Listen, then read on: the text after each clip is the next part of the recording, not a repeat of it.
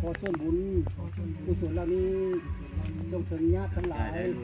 ผู้ล่วงลับไปนั่นแล้วเถิดสาธุสาธุสาธุอนุโมทามินะบอกมานี่คือพิธีกรรมสวดทรงวิญญาณของน้องเนาะเพิ่นว่าเฮ็ดบุญร้อยวันเนาะทั้งลาวทั้งไทยก็ได้ก็สิเป็นคือแบบนี้เนาะพี่น้องเนาะทางบางหมู่บ้านบ่ก้องเขาเจ้าจะเอิ้นผีตายโหงเพิ่นเอิ้นเนาะทางหมู่บ้านเนาะถ้าว่าคนตายโหงเกิดอุบัติเหตุข้างนอกมาจะเข้ามาในหมู่บ้านเนาะเพิ่นจะเฮ็ดแบบนี้แหละพี่น้องเอ้ยเนาะไผสะดวกตอนใดก็จังว่ากันเพิ่นว่าอันนี้คือญาติพี่น้องเนาะของน้องชายที่ได้ล่วงลับไปเนาะก็คือเขาเจ้าพร้อมเดือนนี้แหละพี่น้องเอ้ยเดือน10เดือน11นี่เนาะก็พากันร่วมหน้าร่วมตามาเฮ็ดบุญให้น้องพี่น้องเอ้ยน้องน่ะเกิดอุบัติเหตุพี่น้องเอ้ยรถชนเนาะในช่วง3เดือนก่อนนี่พี่น้องเอ้ยเนาะก็คือน้องมาแต่เฮ็ดงานใหม่ๆเลยบ่กองสิเล่าสู่พี่น้องเพิ่นฟังเนาะมาแล้วก็ซื้อรถพี่น้องเอ้ยได้รถคันหนึ่งเนาะสีแดงเนาะเออน้องก็ทันขับรถได้แข็งดอกพี่น้องบ่ทันได้เก่งดอกแต่ว่าบัดตอนนี้เขาไปเมืองว่าสิไปหาหลานสาวเนาะหลานสาวอาศัยอยู่ในเมืองอยู่น้ำปูน้ำยาเขาว่าสิไปเยี่ยมไปยามเนาะสีข้าวมาให้หลานสาวน่ะได้กินเนาะบัดตานี้ส่งข้าวส่งน้ำหลานสาวแล้วสิออกมาสิกลับมาหมู่บ้านนี่แหละพี่น้องเอ้ยแต่บ่ฮู้ว่าเกิดหยังขึ้นพี่น้องเอ้ยจักว่าจั่งใดล่ะพี่น้องเกิดอุบัติเหตุเนาะรถชนน้องเนาะอืมทั้งรถพ่วงทั้งรถวิโก้ทับร่างน้องจนอธิบายบ่ถูกแล้วพี่น้องเอ้ยร่างของน้องนะแต่ละชิ้นส่วนต้องได้หากู้ภัยเพิ่นต้องได้หาเลาะเก็บเอานะพี่น้องเอ้ยโอ้ยสุดจะหดหู่เสียใจแรงเรื่องราวของน้องเนาะคือว่าบ่ก้องเหลืออดเหลือใจหลายไห้เนาะจักสิว่าจั่งใดถึงว่าจะบ่มีความสัมพันธ์ในสายเลือดเดียวกันแต่ว่าบ่ก้องรู้สึกดีๆกับน้องเพราะว่าน้องเพิ่นน่ะเป็นคนกำพร้าพี่น้องเอ้ยกำพร้าพ่อกำพร้าแม่เพราะว่าหลังจากที่พ่อน้องตายเนาะแม่เพิ่นก็ได้ผัวใหม่เนาะก็บ่ได้มาเหลียวแลเลยเว้าจั่งซี้ซะเนาะบ่ก้องสิเว้าเบิดเปลือกเลยเนาะก็บ่ได้มาเหลียวแลคือว่าน้องก็อาศัยอยู่คนเดียวเพราะว่าพี่น้องของน้องก็คือพากันแยกย้ายมีครอบครัวไผมันเนาะบางคนก็ได้รับความรับผิดชอบต่างๆนานาในครอบครัวตัวเองเนาะแต่บ่ได้มาเบิ่งแย่งดนๆเทื่อแหละจั่งสิได้มาพ้อหน้าพ้อตากันเนาะคือว่าน้องก็อยู่ในการดูแลของพ่อเฒ่าบ่ก้องพ่อเฒ่าบ่ก้องก็ใส่เสื้อสีฟ้านี่แหละพี่น้องเอ้ยเราเฮ็ดทุกอย่างเพื่อหลานคนเดียวเนาะแต่เบากล้องก็เฮ็ดทุกอย่างเพื่อน้องคนเดียวเพราะว่าก็เพลงน้องจริงๆแหละเนาะพี่น้องเนาะเพราะว่าก็โอ้จักสิว่าจั่งใดพี่น้องหลังจากที่เบากล้องมาได้อยู่บ้านเมียนี่โอ้ยน้องมันน่ะช่วยเหลือเบากล้องทุกอย่างทุกแนวเนาะจักหาอยู่หากินเบากล้องอยากนั่นอยากนี่ก็ไปหาหรือว่าเบากล้องบ่ฮู้นั่นฮู้นี่มันก็พาไปน้องคนนี้น่ะพี่น้องเอ้ยคือว่าน้องมันเป็นคนดีคนหนึ่งที่แบบ ลืมบ่ได้นะบ่กองลืมบ่ได้ถึงว่าน้องมันจะจากไปก็คือแบบในความคิดเจ้าของนี่ก็คือว่า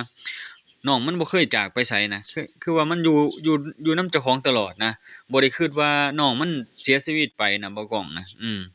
ก็มีแต่คิดว่ามันยังอยู่ยังอยู่อืม แต่ว่าเราก็ต้องรับความเป็นจริงเนาะพี่น้องเนาะ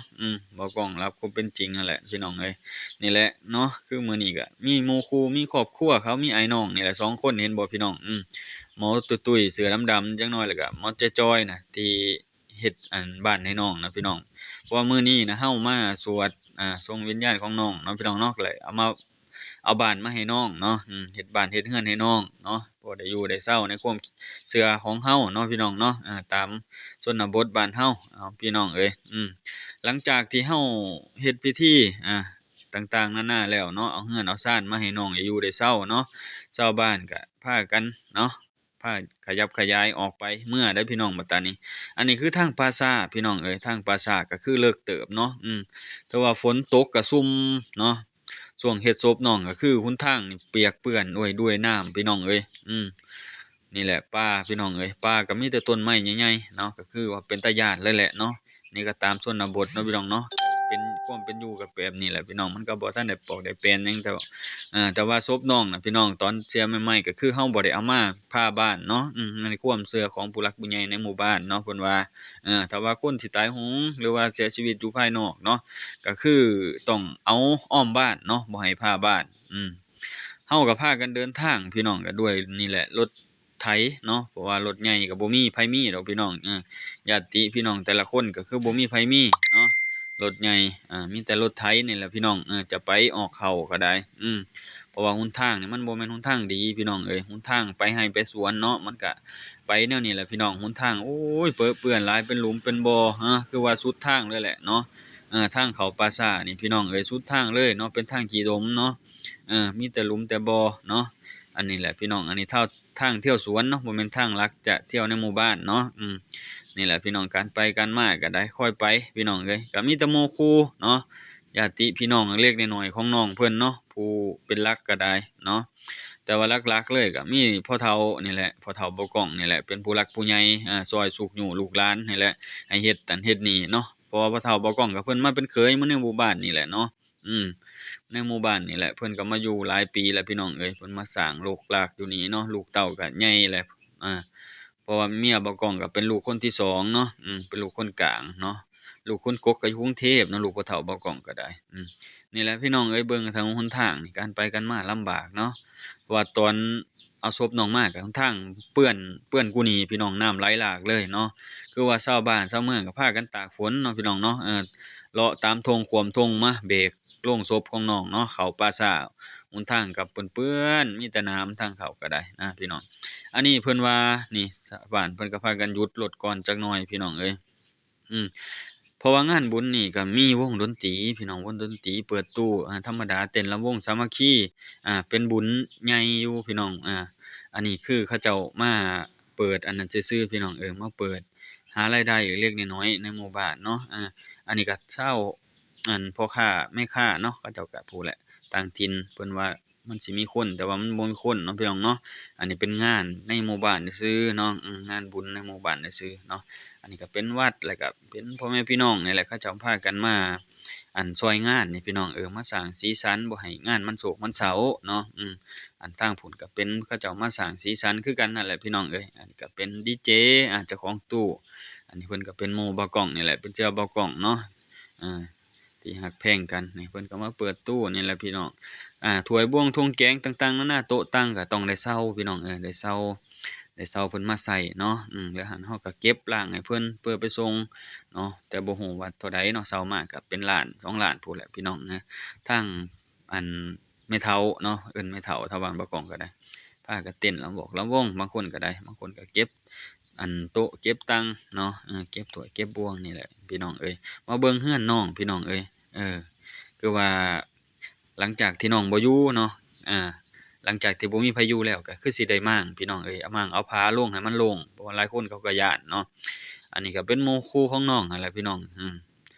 นี่แหละพากันมาซอยคือว่าน้องก็ยังบุญหลายอีหลีเนาะที่ยังมีหมู่มีคู่มาซอยเหลือเนาะก็ที่เขาบ่ถิ้มบ่ปะเนาะนี่แหละพี่น้องนี่คืออันน้ำใจของหมู่คู่หรือญาติพี่น้องของน้องก็ได้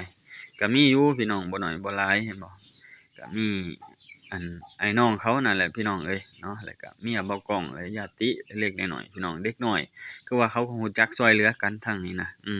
เขาเจ้าสามัคคีกันมั่นแก่นดีได้พี่น้องทางนี้นะนี่แหละถ้วยบวงต่างๆนานาเฮาก็ขนมาล้างเพราะเฮาขนมาแต่วัดเนาะอันนี้เสื้อขาวนี่เป็นแฟนของน้องเนาะพี่น้อง